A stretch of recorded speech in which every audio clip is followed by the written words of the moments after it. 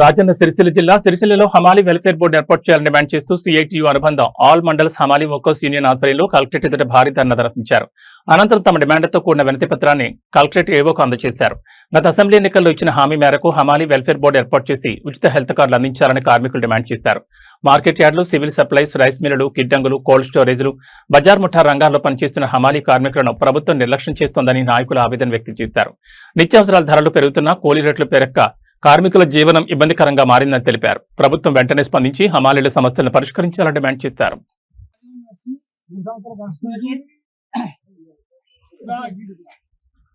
ఎలక్షన్ల ముందు హమాలి కార్మికులకు సంక్షేమ బోర్డు ఏర్పాటు చేస్తానని హామీ ఇచ్చాడు ముఖ్యమంత్రి గారు. ఆ హామీని మర్చిపోయింది. అలాగే హమాలి సమస్యలపై వెంటనే పరిష్కరించే దిశగా ముఖ్యమంత్రి గారు చర్య తీసుకొని కార్మిక శాఖ మంత్రి ఆ మధ్యలో ఒక మాట మాట్లాడిండు. హమాలి కార్మికుల సమస్యలు పరిష్కరిస్తానని చెప్పిండు. అదేవిధంగా మీరు కూడా వెంకటస్వామి గారు హమాలి సమస్యలు వెంటనే పరిష్కరించాలని కోరుతున్నాము. హెల్త్ కార్డులు ఇవ్వాలి.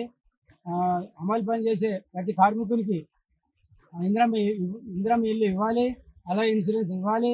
అలాగే సంక్షేమ బోర్డు ఏర్పాటు చేసి అందరికీ సౌకర్యం కల్పించాలని, పని దగ్గర సౌకర్యం ఉండాలని విజ్ఞప్తి చేస్తున్నాను.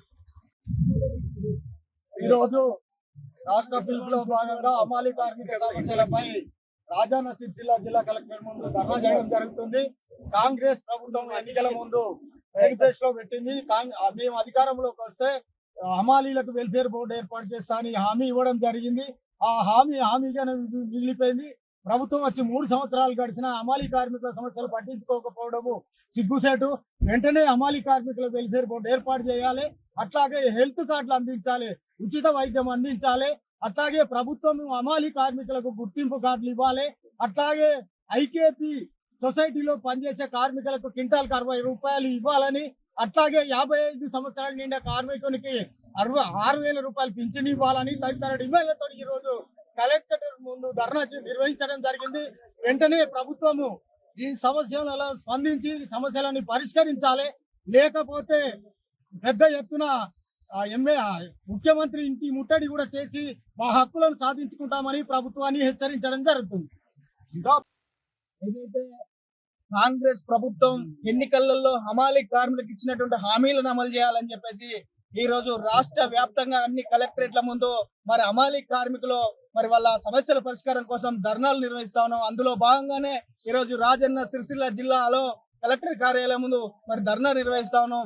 ఏదైతే ప్రభుత్వం ఎన్నికల్లో హమాలి కార్మికులకు ఇచ్చిన హామీలు అమలు చేయాలని, వెల్ఫేర్ బోర్డు ముఖ్యంగా హమాలి కార్మికులకు సమస్యలు వెల్ఫేర్ బోర్డు ఏర్పాటు చేయాలని, అదే విధంగా హెల్త్ కార్డులు ఇవ్వాలని చెప్పేసిన ప్రధానమైన డిమాండ్లు, అదే విధంగా ప్రభుత్వ రంగ సంస్థల్లో హమాలీలు పనిచేస్తున్న వారిని 4వ తరగతి ఉద్యోగులుగా గుర్తించాలని చెప్పేసి మేము సిఐటిగా డిమాండ్ చేస్తున్నాం. మీరు ఇచ్చిన హామీలనే మేము అమలు చేయమంటా ఉన్నాం. మా కార్మికులకు సంబంధించి పని ప్రదేశాల్లో ఏదైనా జరగనాని అర్థం జరిగి కాలు చెయ్యి విరిగిపోతే మరి వారిని పట్టించుకునేటువంటి నాదులు లేని పరిస్థితుల్లో ఆ పని ప్రదేశాల్లో యాక్సిడెంట్ గురైతే మరి 25 లక్షల ఎక్స్గ్రేషియా మరి ఇవ్వాలని చెప్పేసి ఈరోజు మేము సిఐటిగా డిమాండ్ చేస్తా ఉన్నాం. ఇప్పటికైనా ప్రభుత్వం ఆలోచన చేయాలి. హమాలి కార్మికుల సమస్యలు పరిష్కారం చేస్తామని చెప్పేసి మేము చేస్తున్న దీక్షల దగ్గరకు వచ్చినటువంటి హమాలి కార్మికుల దగ్గరకు వచ్చినటువంటి కాంగ్రెస్ నాయకులారా, మేము ఇవాళ మీరు అధికారంలో ఉన్నారు, మేము మిమ్మల్ని అడుగుతా ఉన్నాం. మీరు ఇచ్చిన హామీలను అమలు చేయమంటా ఉన్నాం. మరి ఇప్పటికైనా అమలు చేయాలి. మా కార్మికుల సమస్యలు పరిష్కారం చేస్తారని చెప్పేసి ఆశిస్తా ఉన్నాం.